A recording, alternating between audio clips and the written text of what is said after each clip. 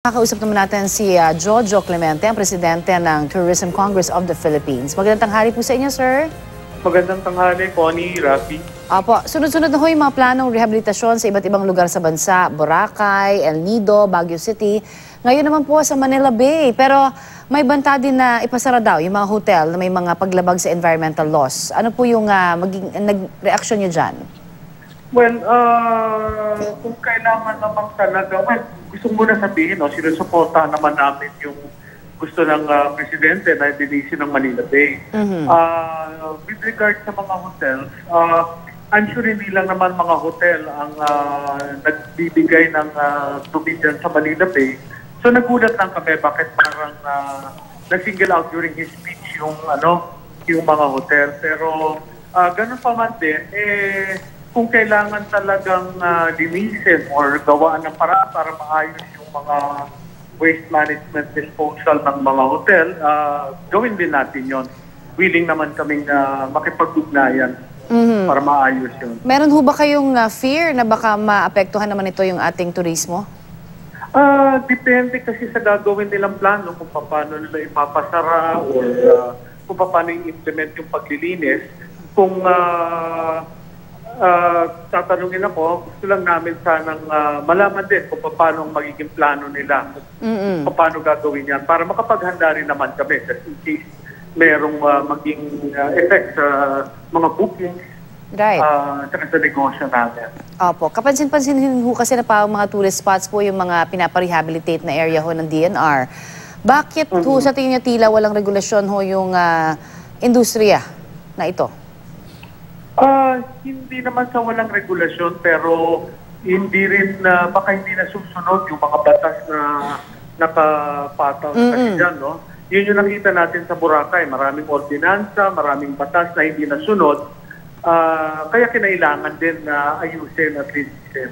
So ganun din yung nakikita natin sa ibang lugar sa Pilipinas na nagkataon, tourism destinations talaga. Sa tingin nyo, mas mahihirapan, syempre kasi sa Boracay, no, although may mga establishments din doon, may mga hotels, no, malaki din yung populasyon. But not as, of course, big dito sa may area na ito. Sa tingin niyo mas mahihirapan ma-implement dito sa Metro Manila, yung mga rehabilitasyon na yan?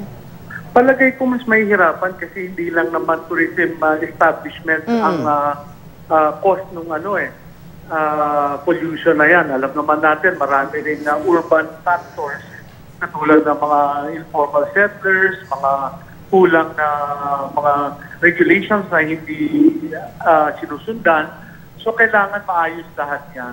So, hindi lang naman tourism industry yung maapektuhan, but pati mga commercial establishments dyan sa along Manila Bay.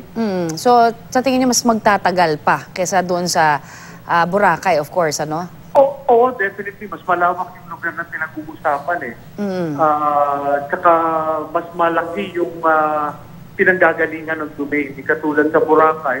Ma-identify mo kagad. Yung dito sa Manila Bay, yun, katulad na sinabi ko, marami kang titignan na lugar na pinanggagalingan ng dumi. Opo, ito nga rin, may problema rin din daw sa mga ilang establishmento na naitayo ng walang sewage treatment plant. Sino po sa tingin ninyo ang mga dapat kayang managot dito? Both sides yan. Katulad din sa Boracay, merong mga nagtayo doon na hindi naglagay ng mga STP. At masasabi din natin, pagkukulang din ang gobyerno at yung ibang ahensya na pinayagan ng maraming taon na mangyari yan. No? Nagre-renew ng mga business permit na dapat ini-inspeksyon, dapat kompleto sila sa mga facilities nila. Kung hindi kulang yung mga facilities, dapat nabibigyan ng certificate. Pero kung kulang, dapat hindi nakakapag-renew ng mga permits nila. So, parehong side yan ang may pagkukulang. Sabi nga nila talagang ang naging root cause is kawalan ho ng urban planning. Paano ho makikipagtulungan yung inyong industriya sa DNR sa kapakanan ho ng mga turista sa ating bansa kapag ipapatupad na po itong mga pagbabagong ito? Sinasabi ko nga, it's in the best interest ng tourism industry na malinis lahat itong mga lugar na to. Kasi yan din naman ang inaasahan natin ang tumagal ang kagandahan ng mga lugar. Kami naman, pag nasabi doon sa mga stakeholders namin na kailangan ayusin yung ganito, yung ganyan, ano naman kami, sang-ayon naman kami at kami makikipagtulungan na maayos po ano yung kailangang ayusin sa mga establishmento namin. Pero sabi nga ng Pangulo, baka maipapasara pa siya mga hotels kung sakasakali. Ano ho ang reaksyon niyo dyan kung sakaling matupad nga yan at hindi naman malabo dahil nangyari na yun na mga ganong insidente sa Boracay, hindi ba? Oo. Tulad nung sinabi rin namin, nung pagsasara ng Boracay, gusto lang namin malaman kung ano yung plano talaga kung paano ipapatupad yung pagpapasara para makapaghanda din kami, no? Kasi ang Metro Manila, marami ditong occupancy hotel, yung mga meetings, mga conventions, kaya malaking parte rin ng aming kinikitang mawawala kung isasara yung mga hotels na yan. Kaya kailangan may ugnayan talaga sa gitna ng DNR, ng gobyerno, kami sa stakeholders, para maayos yung pagpapaayos na yun. Opo, but any specific requests po bukod dun sa nabanggit ninyo kanina? Ang ano lang naman, na gusto niyo pong hilingin sa gobyerno?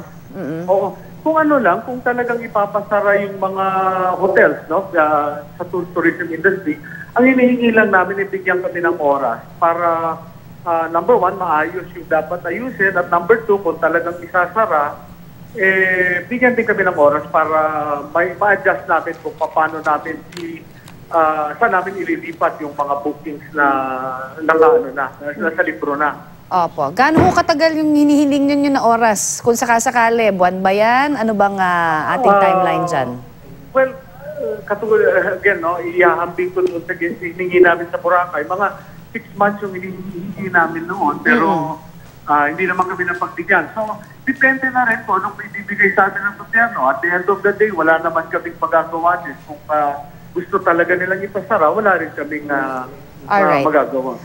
Kami naman nakikiusap ng maayos. Alright. Thank you very much po sa inyo pong binigay sa aming oras sa Balitang Hali, sir. Thank you, Connie. Yan po naman si Mr. Jojo Clementa ng Tourism Congress of the Philippines.